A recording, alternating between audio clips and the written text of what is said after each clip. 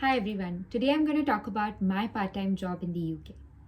I came to the UK in September 2023 and I got my first part time job in December 2023, which is in 3 months of coming to the UK.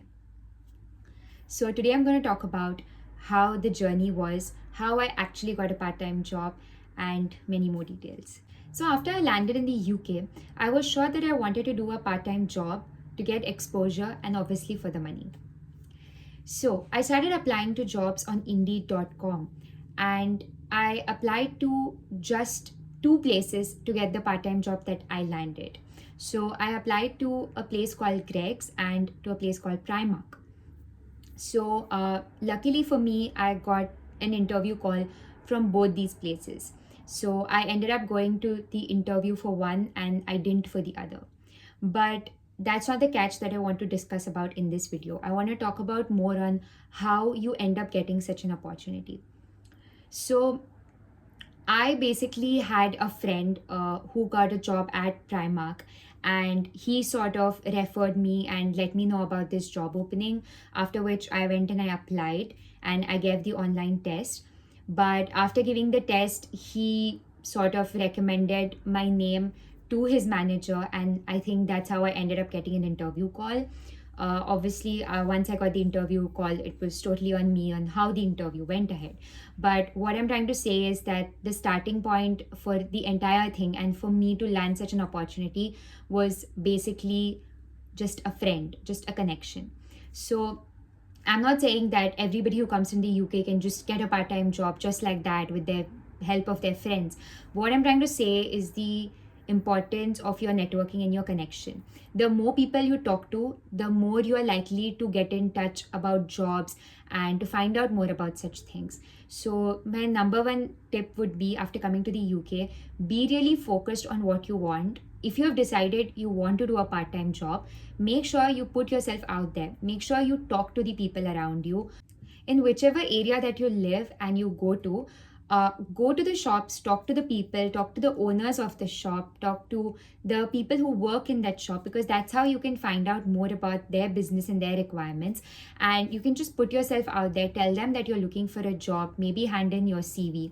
And while you're doing that, make sure that you're also applying on Indeed.com, because that's the main place to find part time jobs in the UK.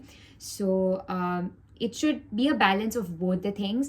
I know of people who try to find part time jobs for the entire year that we were doing our masters, but it was really difficult and challenging for them to get one. It could be because of many reasons, but I would just say that you shouldn't get discouraged, and from your end, you need to keep trying your luck and see if you can get it. And it needs to be a balance of both things. It shouldn't be that you're just sitting behind a screen and just going on applying on for jobs on Indeed.com, because that might translate to nothing. And you shouldn't even do this thing where you're just knocking shop to shop and just asking everybody for a job, because even that might not work for you. So you need to try a different couple of things: networking, talking to people, asking your friends, asking your seniors, because they might know more about that area and that um, environment basically. Applying on Indeed, it's all of the things together, and it's your consistency. If you apply for a few places and you just leave it, I mean, nothing's gonna work out. So you just have to be consistent and you have to keep applying for part-time jobs, because it's not so easy. As international students, when we come to another country or come to the UK basically, we just feel like working in part-time jobs is really easy. Like anybody can get a job at a cafe or McDonald's or Burger King or something like that. But it's really not that easy, because even for part-time jobs, you have to go through a recruitment process. I even know of certain part-time jobs that made people go through 2 to 3 stages for shortlisting them. So it's not something really easy. And when you come to the UK, make sure you don't rely your money, or you're not dependent on the part-time job income, because you never know when you're going to get a part-time job. So make sure that for a couple of the months that you come here, you have enough amount of money to sustain yourself, and it doesn't depend on the part-time job. If you do end up getting a part-time job in 2 or 3 months like I did, that's well and good for you. But if it doesn't, you need to have a certain amount of money that will help you sustain for a long time. So make sure that you all have that. I'm going to talk a bit about my experience at my part time job. So, I used to work at Primark as a retail assistant, and they paid £12 per hour because that's the annual hourly wage going on right now.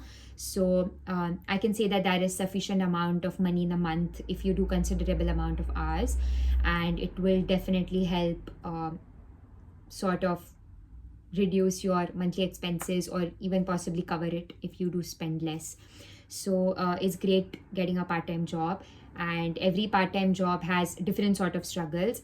But luckily for me, the place I worked in was not too tiresome. So it just really depends on where you are. Be prepared to really work hard and get into it. Key takeaways from this video: be proactive, talk to people, make connections, put yourself out there. And the third one is keep applying on Indeed. Do not look at the rejection mails, just keep applying for jobs, because you just need that one job to reach out to you. And do not get disheartened if someone gets a job before you, or if people are not getting a job, because either of those things could make you disheartened and it will just make you lose motivation. So just keep believing in yourself and just keep applying.